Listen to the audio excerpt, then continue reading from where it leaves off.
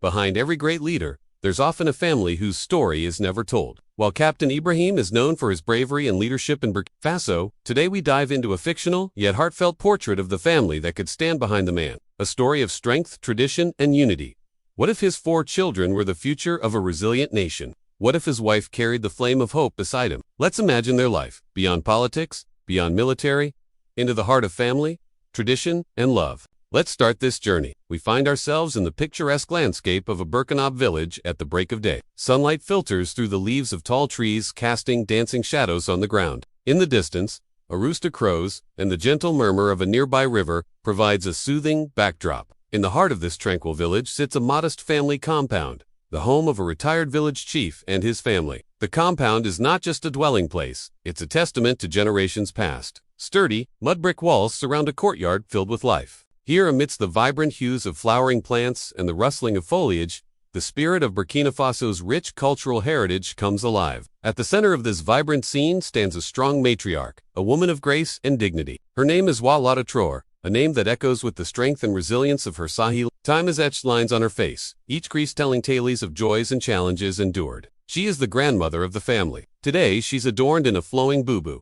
a traditional long robe, its indigo dye, a symbol of her deep connection to her roots. Her hands, rough yet gentle, are expertly grinding millet, a staple of the local diet. Using a traditional stone mortar and pestle, the rhythmic thud of the pestle against the mortar is a familiar song in this household, a melody of tradition passed down through countless generations. Beside her sits her husband, a retired village chief. His eyes, though dimmed with age, still hold the wisdom of years spent leading his people. The weight of his many decisions, big and small, has left its mark on him, but his spirit remains unbroken. He leans on his walking stick, patiently waiting for the precious grains to be ready. As the sun climbs higher in the sky, the family compound bustles with activity. Chickens cluck, goats bleat, and children's laughter echoes through the air. Life here may be simple, but it's rich with the threads of culture and the warmth of family bonds. And so our story begins here, in this very scene, a tribute to the strength and resilience of the Sahel woman and the traditions that bind families together. But our story doesn't end here. Our next scene shifts us to meet the First Lady, a woman of elegance and quiet strength. As the sun bathes the capital in its warm glow,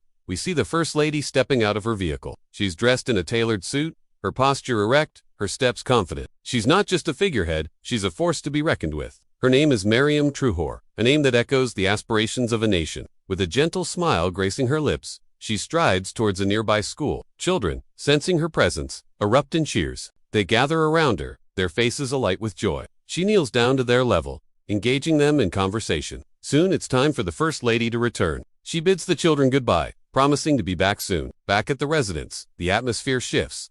The television is tuned to a news channel. The First Lady sits quietly, her gaze fixed on the screen. Her husband, the captain, is addressing the nation. His words are serious, his demeanor somber. The First Lady's composure doesn't waver, even as she hears her husband discuss the turbulent challenges facing the nation. Her eyes, however, betray her emotions. For a moment, worry creases her brow, but it's quickly replaced by determination. As the broadcast ends, the First Lady rises. Her movements are graceful, her purpose clear. She walks to the window, her silhouette framed by the soft glow of the evening light. Outside, the capital bustles with life, oblivious to the weight of the issues plaguing its leader. From afar, we catch a glimpse of the First Lady's reflection in the glass pane. It's a poignant image of a woman balancing multiple roles with poise. She's a leader's partner, a pillar of strength, and most importantly, a beacon of hope for a nation. The scene fades, leaving us with the echo of the First Lady's quiet strength. And now let's shift our focus to the beating heart of this story. The children of the president, for kids who carry the hopes and dreams of a nation on their young shoulders. The eldest, a 15-year-old boy named Adama, stands poised and tall, much like his father. He's clad in a simple t-shirt and shorts,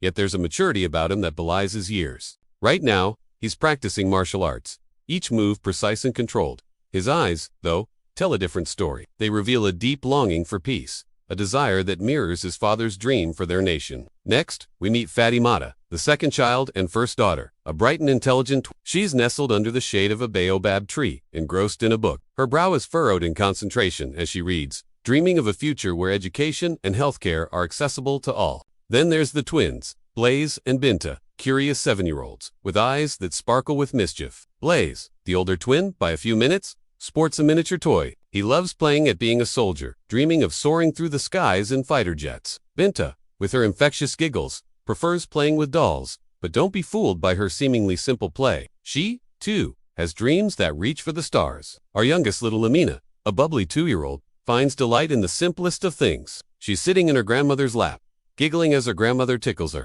As the day progresses, we see glimpses of family life. There's dinner under a canopy of stars, prayers at sunset, and bedtime stories. Despite the weight of their father's responsibilities, these children are living a childhood that's full of love, laughter, and dreams. The scene shifts, revealing a different side of the story. It's a glimpse into the sacrifices made and the quiet strength of those in the line of duty. We see the captain video calling his family from his office in the capital. His face is illuminated by the screen, his features etched with the seriousness of his role. On the other end, his wife Walada is holding the phone, her eyes glistening with unshed tears. She whispers loving words to her husband, conveying the message to their children. "Baba loves you," she says softly. The children, missing their father, respond with their own greetings, their voices echoing with innocence and affection. The scene then shifts, offering a rare moment of solitude for the captain. He's in his office, the weight of his responsibilities evident in the serious expressions of the officers around him. But amidst the seriousness, we catch a glimpse of a personal touch.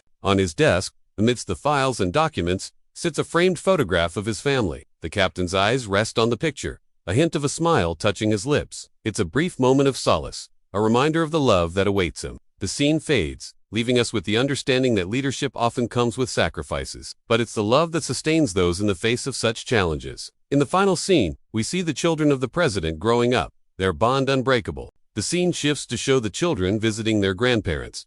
The sight that unfolds is both heartwarming and hopeful. They're under the shade of a giant ancient tree.